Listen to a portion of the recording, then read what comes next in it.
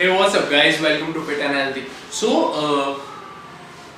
मैं बहुत साल से बॉडी बिल्डिंग कर रहा हूँ, अपनी मसल्स पे वर्क कर रहा हूँ.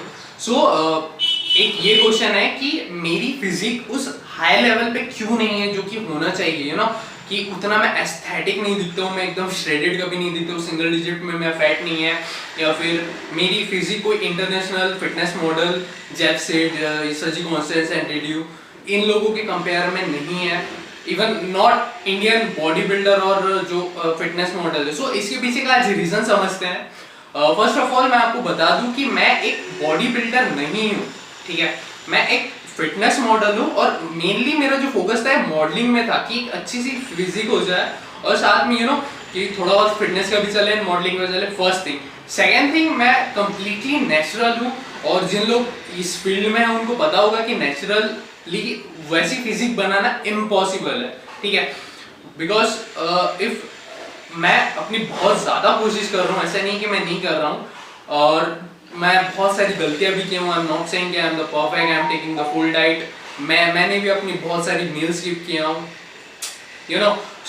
एक जो परफॉर्मेंस एनहेंसिंग ड्रग में जो इंसान रहता है, जो भी आप उसको स्टीरॉइड कह लो, जूस कह लो, साइकिल कह लो, सॉल्ट कह लो, ठीक है, इसमें जो भी रहता है वो एक नॉर्मल इंसान से 5 to 10 टाइम्स ज़्यादा उनके यू नो टेस्टोस्टेरोन लेवल वगैरह बहुत ज़्यादा रहता है.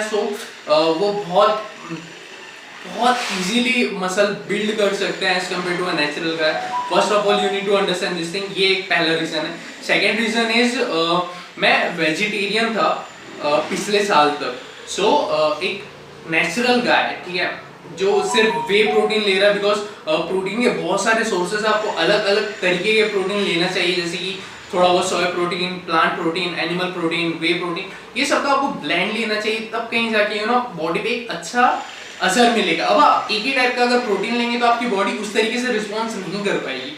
सेकेंड थिंग इज मैं अभी तक तो वेजिटेरियन था, एक साल से मैं नॉन वेजिटेरियन हुआ हूँ. So that's the second reason कि मेरी फिजिक उस लेवल पे क्यों नहीं आ पाई. थर्ड रीजन इज मैं ये कहूँगा कि ट्राई एंड एरर मेथड मेरी बहुत ही लैक ऑफ नॉलेज थी, क्योंकि मुझे भी सो कॉल्ड गुरुज जब मैं स्टार्ट किया था मिले थे, जिनको ब्रो साइंस वाले जो रहते हैं, जिनको खुद को कुछ नहीं आता वो दूसरों को सिखाते हैं. वैसे मेरे को भी बहुत से गुरुज मिले थे स्टार्ट में. उन्होंने मेरे को इतना रॉन्ग तरीके से यू नो सिखाए थे उस टाइम पे कि मेरे कुछ साल तो उसमें वेस्ट हुए, और साथ ही में मेरी फिजिक भी बहुत बकवास लेवल पे पहुंच गई थी.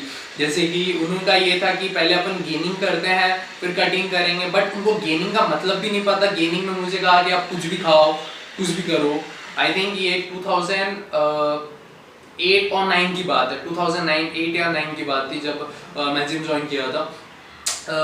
तब मेरे को मिले थे, तो मेरे को भी उतनी समझ नहीं थी.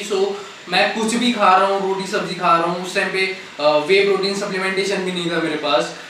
जस्ट मैं कार्ब लोड ही कर रहा हूँ बॉडी में और कुछ भी नहीं कर रहा हूँ. कार्ब में आपकी बॉडी को रिस्पॉन्स नहीं दे पाएगी.